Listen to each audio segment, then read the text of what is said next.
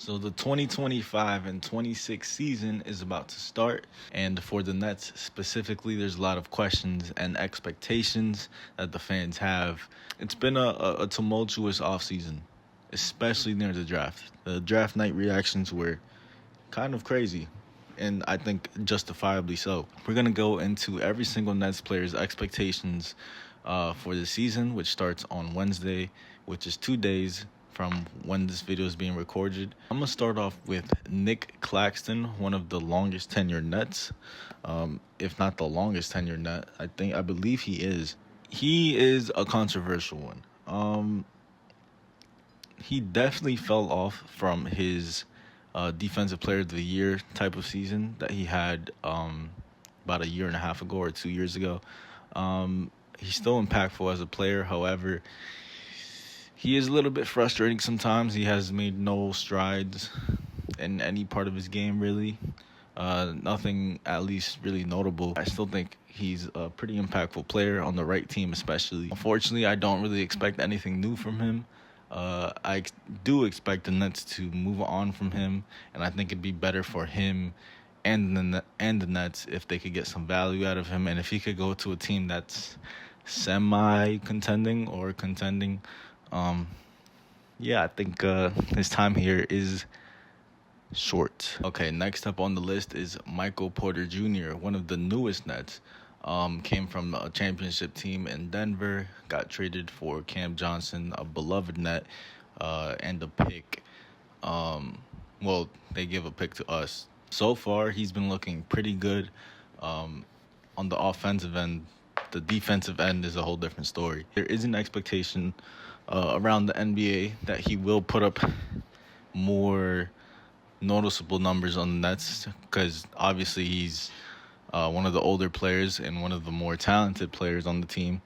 I do expect him to have a borderline all-star season similar to when Mikal first got traded here, that half of the season when he was putting up like 26 points per game. I think he could have a similar type of role or impact on the Nets. What I want is for him to put up that type of performance and then maybe get shipped off for some assets for the Nets, similar to Mikal. Well, nothing's going to be similar to Mikal, but I wouldn't be mad if he plays out the year and he kind of just goes somewhere else. Yeah, it should be a great season for him. I think the most important thing for him would just be to stay healthy. He has had some injury concerns in the past, but I think he'll be fine. Next is probably the most controversial player on the Nets, but possibly also in the NBA, Cam Thomas. Now, he is just coming in from an off-season where he was negotiating a contract with the Brooklyn Nets, looking for something around $30 million 4 years, and he got nothing close to that. I think the Nets offer was $14 million 2 years, I think. Cam Thomas said, fuck that, and took the qualifying offer. So basically, he's betting on himself. I don't think he stays the year.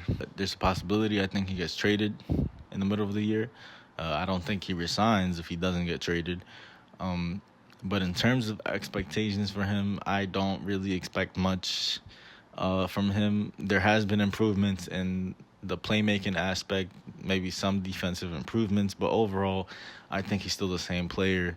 I think the biggest thing for him would be better efficiency in his scoring, which he did improve year to year so far. And I enjoy watching Cam Thomas, but I just don't think the situation is really something that the Nets and Cam could come back from. I don't think either side is going to find a common ground. I think he's probably just going to go to another team and probably try to get a change of scenery. Now, next up, this is also one of the newest additions to the Brooklyn Nets, Terrence Mann, who was acquired from the Clippers. I think he has a chance to be interesting. I think he could be a guy who makes an impact, plays with high energy. Maybe he's seen as a guy we keep as a vital role player for the next few years. People do forget he was seen as a core part of that Clippers team with PG and Kawhi for a little bit of time there. So hopefully he can show why he had some of that reputation. Next is Dayron Sharp. Dayron recently just agreed to an extension with the Nets, although not for too long and not for too much money. But I think another reason why I think it would be best if the Nets shipped out Nick Claxton is because I really want to see what Dayron gets to do with a bigger role. I think it would be interesting to see how he fits when he's starting. He's a great rebounder, great hustle player, and I think he has really good potential as a hub center. I think his passing has always been an underrated part of his game, and his three-point shooting, I think, has a chance to really develop into a legit thing over the next 2 to 3 years. Um, I think he's a great, one of the most underrated bigs right now. And I think if we gave him a bigger opportunity to showcase what he could do, a lot more people would notice. Next, Noah Clowney, one of the other younger guys on the roster, had a little bit of a rough season last year after some promising stints in the second half of the year before. So far, he's looked pretty decent in summer league. He looks a little bit bigger, which is good. I think he needed to put on some strength, and his three-point stroke looks pretty good. What I expect from him is to keep developing that shot. I think that's one of the most vital things when it comes to him as a player in this league. And I think just play with a little bit more physicality. There was some times last season where I felt like he got bullied out of his spot too much.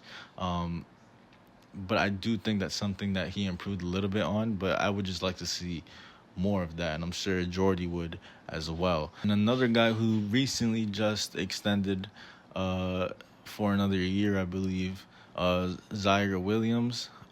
He put on a good performance last game. He hit, I believe it was 5 threes or 6 threes. His jump shot, I think, has really made a comeback since the time he's been in Brooklyn. And I think for him, that's something he just needs to keep building up upon. I think that's probably the most important thing for him right now is that jump shot. If he could hit the three at a consistent rate on good volume, I think he'll be one of the most prominent role players in the league. I think he'll be someone we'll keep. Yeah, that's really all I could expect from him. Now we'll get into the young guys who Nets drafted this year. These guys have been very controversial. It's not exactly who Nets fans wanted to end up with, but I do think there's hope here. I'll start off with the last pick the Nets picked, Danny Wolf. Danny Wolf is an interesting player. He's a big center. I think he's 6'11" or 7 feet. And he has some guard skills. He could handle the ball a little bit. His three is progressing a little bit. His passing is really impressive sometimes. On the defensive end, he still has a lot to learn. His feet are a little bit slow. I think he has potential as an offensive type of center, maybe like Sengun when he first got into the league. He is seen as a gimmick player a little bit by a lot of people. He mostly played garbage minutes in preseason, but he did look pretty decent in those minutes. He's probably going to spend a lot of time in the G League, but I think he has the potential to be a solid NBA player. Next, Ben Saraf. Sorry, I can't really pronounce it. I need to double check on how to do that. Honestly, he's been a little bit of a surprise. Summer League, he did not look good. He looked pretty horrible. But preseason, he's shown a little bit of something. You know, he has a good passing instinct. He's always looking for his teammates. The only thing that's a big concern is his shot. If he can't knock down the three at a good rate, I don't really see a future for him in the league. But I think he has a decent chance to get there. Time will tell. But I will say his passing at times really did impress me. Next is probably the most raw prospect the Nets have. Nolan Troyer, who was seen as a top five-ish pick really, really, really early into the draft process. But as the year went on, he just kept dropping and dropping and dropping. And he dropped all the way to 19, I believe, to us. And Nolan is really, really, really, really raw. He doesn't really handle NBA contact well, and he has the same problems as Ben, where his shot really isn't there yet at all. The two things that give me hope with him is that he's really, really fast, and he kind of gets into the paint at will, giving him a lot of paint touches. But again, because he can't really handle the physicality, he doesn't really capitalize on that. He's another one that I expect to spend a lot of time in the G League. Maybe in the second half of the year, he looks a little bit more well-adjusted to more contact that the NBA has to offer.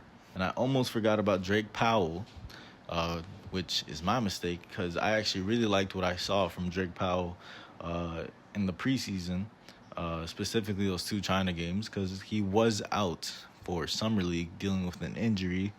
But I thought defensively he looked great. He has a lot of length. He has quick feet. He stays with his matchup. I think he has potential to be the lead point of attack defender in the future. However, he still also is raw. His three-point shot looked pretty great.